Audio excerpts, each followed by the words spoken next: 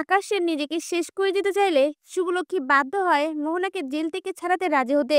এপিসোডটি পেতে লাইক দিয়ে সম্পূর্ণ ভিডিও দেখতে থাকুন। শুভলক্ষ্মী ও আদ্রিত বাড়ির সকলের সামনে মোহনার সকল নোংরা খেলা সম্পর্কে এক এক করে বলতে থাকে, আর তুফানকে কিভাবে মোহনা আদ্রিত সাজিয়ে এই বাড়িতে পাঠিয়েছিল আর আদিকে খাঁচার মধ্যে বন্দি করে রেখেছিল সকল বিষয়ে বলতে থাকে। এই সকল কথা শোনা মাত্রই মোহনার উপর বাড়ির সবাই রেগে যায়।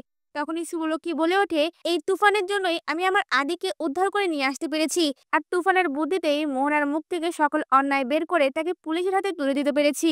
এই কথাগুলো শুনে তুফানের উপর বাড়ির সবাই অনেক খুশি হয়ে যায়। আদ্রিতের মা তুফানের কাছে গিয়ে বলে ওঠে, তুমি আজ থেকে আমার আরেকজন সন্তান, তুমি এই বাড়িতে যখন খুশি আসতে পারো। এই কথা শুনে তুফান অনেক খুশি হয়ে যায়।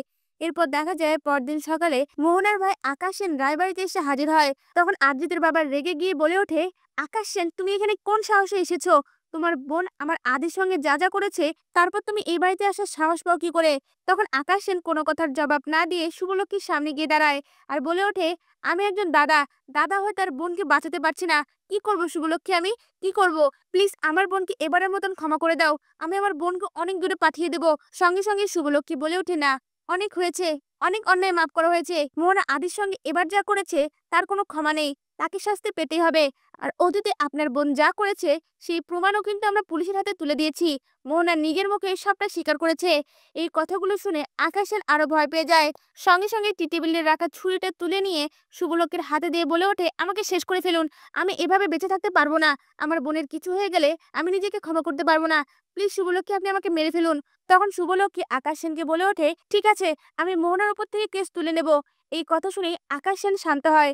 সঙ্গে সঙ্গে আকাশ সেন শুভলক্ষ্মীর সামনে হাত জোড় করে বলে ওঠে, অসংখ্য ধন্যবাদ শুভলক্ষ্মী, আমি আপনার কাছে চিরকৃতজ্ঞ থাকলাম। এরপর থেকে যদি আমার বোন কোনো অন্যায় করে আমি নিজে তাকে শাস্তি দেব। এই বলে আকাশ সেন বাড়ি থেকে বেরিয়ে যায়।